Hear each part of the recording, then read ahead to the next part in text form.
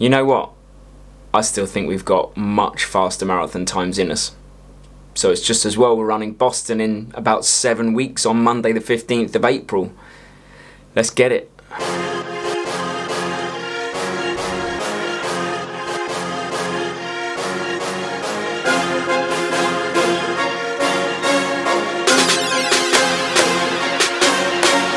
So with 7 weeks to go before Boston, I thought, do you know what? We haven't started putting out a series of our training and what we're doing in preparation like we did with New York, and it's about time. But before we jump into the Boston training, let's just recap New York. Let's talk about the experience and what we learnt from the training experience. And what I don't want this video to actually be is some kind of polished video with lots of transitions, lots of effects. I want it to be a little bit more raw and where we just discuss what happened to us and what we're going through now. And when we talk about New York, if you watch the training series and you watch the races, then you'll know that we both ran PBs. Mary ran actually a 3:21 marathon when her aim was sub 3:30, and I ran a 2:53 even though the wheels fell off with the last 5 kilometers to go, and I was on course for 2:47, which I still believe is firmly within my grasp and is the aim for Boston for me. And the New York lead up was kind of a blessing and a curse, because I don't think that that training block, both build blocks, both base blocks, could have gone any more perfect.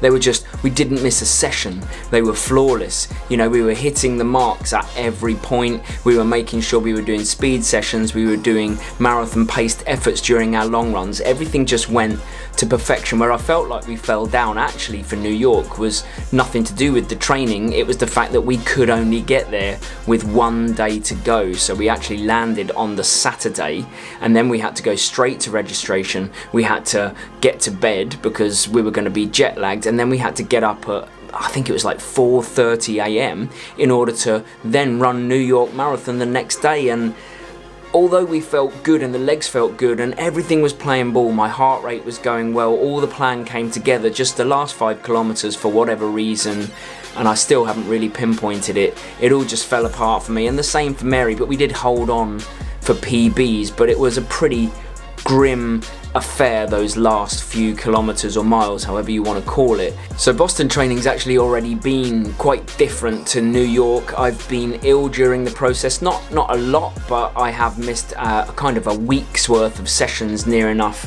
In one of the base blocks I had what felt like just a horrendous flu, missed a race, and we also have done 2 ultra marathons of 50 kilometers within that training, which is absolutely what we didn't do for New York. So we've had the kind of a small taper leading into those ultras, and then you know roughly a rest week after. We've been trying to run when we could, but that has been very different to Boston in terms of our ability to be completely consistent. But on the other hand, we've done 2 ultra marathons, so we can't really complain. And I've actually written down comparisons between New York and Boston in terms of the mileage that we've covered in the training so far, and it's actually pretty similar. It's not that far off. In our first base block for New York, the 3 main work weeks, we covered 170 kilometers, which is just over 100 miles. And for Boston, in that same time span, 171 kilometers. So we're literally 1 kilometer more. So again, nice and consistent. I think that's the key. But then in the second base block is where it fell down for us, where you would expect to build on top of the 170 last time training for New York. Because we were consistent, we got to 185. This time, because I was ill and we had the ultra marathons, I actually only managed 137, although Mary did manage 165, which is much closer, but again, we were underneath where we were for New York. But I'm not too worried. We've done 2 ultra marathons and we've been consistent over a year rather than just within this training block. But this latest one I'm really proud of. This latest block, the first build block that we're just coming towards the end of, and we're going to touch on that in a minute. For New York, we covered 208 kilometers in the 3 work weeks. I like to do it in blocks of 4 with a recovery week at the end.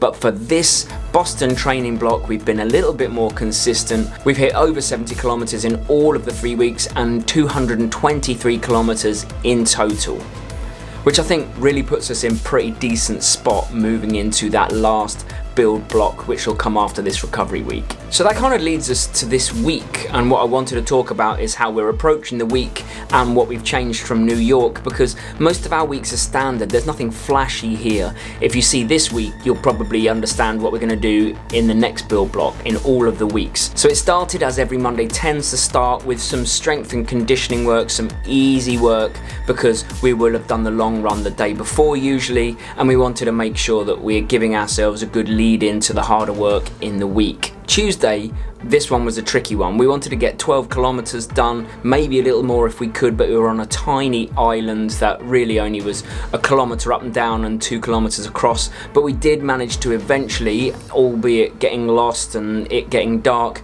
we did manage to just about cram in 12 kilometers, which I see as a success. And then Wednesday, speed session, kilometer repeats, one of the old classics, an absolute favorite. We tried kilometer repeats above marathon pace. Okay, halfway through my kilometer repeats with some hills, so good Boston training right here.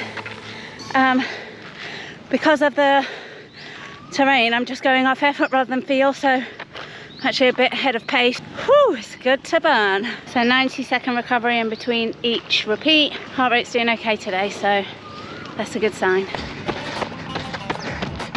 This might not look like a hill, but it certainly feels like it 6 reps in. How you doing? Well, I thought I'd overcooked it and had to slow down.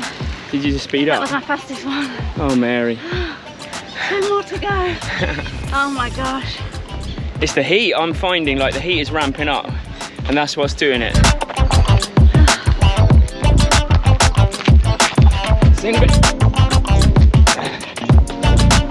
Still holding on. Still holding on to sub-marathon pace, but only just now. Oh my god. Here we go. Rep 7.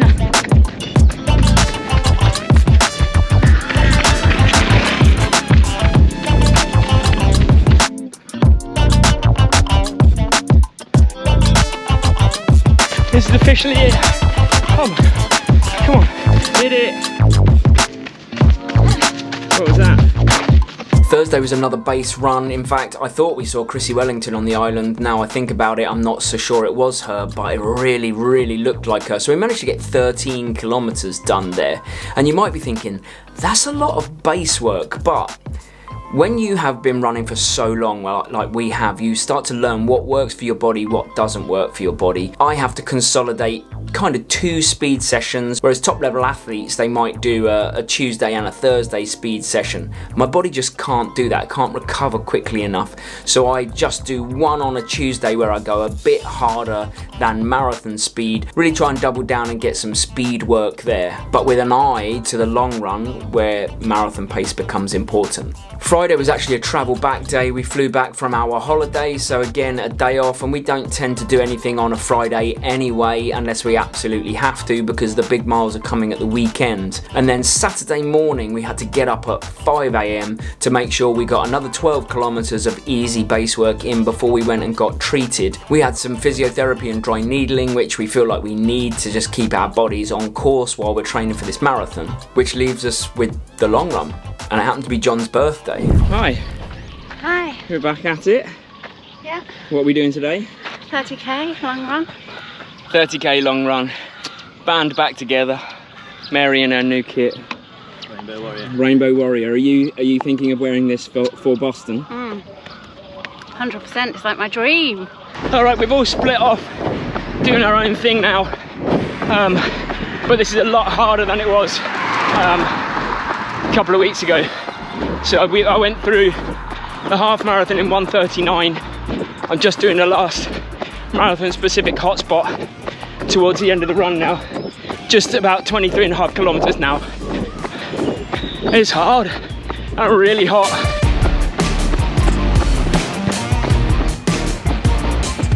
Less than 2k to go, but I'm broken.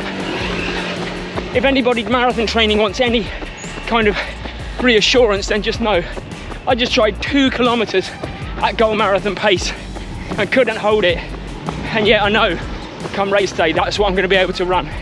It's just sometimes the way long runs go, but this is brutal. and 28.5k in. So hot.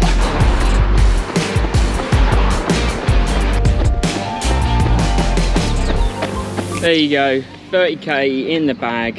How you feeling? That was tough. Yeah, that was Today. Much tougher this week, wasn't it? Yeah, yeah, end of the block though, so 80k week. boom. Boom. Right, let's go get coffee. So what have we changed? You might be wondering, have we tweaked anything from New York? Well, yes and no. Actually, the New York training block went so well for us that we didn't really feel that much of a need to tweak it, just double down, work as hard and embrace the kind of double gains, because we will have consistently been training for marathons for a lot longer. We have changed a little bit. We've added mobility into our week's routine rather than just stretching and strength and conditioning. We're now working on the kind of suppleness of our joints rather than the flexibility of our muscles as well. And if you saw the video with Vlad Excel, that's where we learnt that from. And as I say, I'm not really able to do 2 speed sessions in a week, so I'm just making sure that my speed session on a Tuesday, whereas when I was training in New York it was very marathon specific speed, now I'm going a bit harder. I'm kind of getting myself to around lactate threshold. I'm running, let's say if my marathon pace was 4 minutes per kilometre, I'm running at about 3:35 to 3:40 per kilometre. For kilometre repeats, 800s, 1200s, 400s, those kinds of efforts and those kinds of distances. Which means the aim is clear. Boston, we still want a PB. We know the course is tricky, but we're still going to go for it. But unfortunately at Boston you're not allowed, unless you're Mike obviously, you're not allowed to film during the race. So while we won't be able to do that, what we're planning on is going daily for the lead up. So we've given ourselves a long lead in. We're going to LA first. We're going to train a little bit in LA and then we're going to fly over to Boston. We'll have plenty of time, so we're going to go daily for that week and really document the process of getting ready for Boston, of training, of meeting people. Hopefully we're meeting Eric as in Floberg Runs. We should be meeting Mike as Kofuzi. Matt Fox is going to be there. There's going to be a lot of creators, a lot of runners there that we're looking to meet up with. So hopefully we're going to bring you some really valuable, really good fun content around the race in the lead up and after, and we couldn't be more excited. All we've got to do now is negotiate our way through that last build block and get to the taper in good shape. Keep your fingers crossed for us, because it is the hardest block to come. It is going to be nearly 100 kilometer weeks for 3 weeks. So if you're interested in our journey or you found some value in this video, then consider subscribing to the channel. Never any hard sell. And if you liked this video, then why don't you just check out our New York race videos so that you can get an idea of what might be coming ahead for Boston. Thanks for watching. We'll see you Sunday.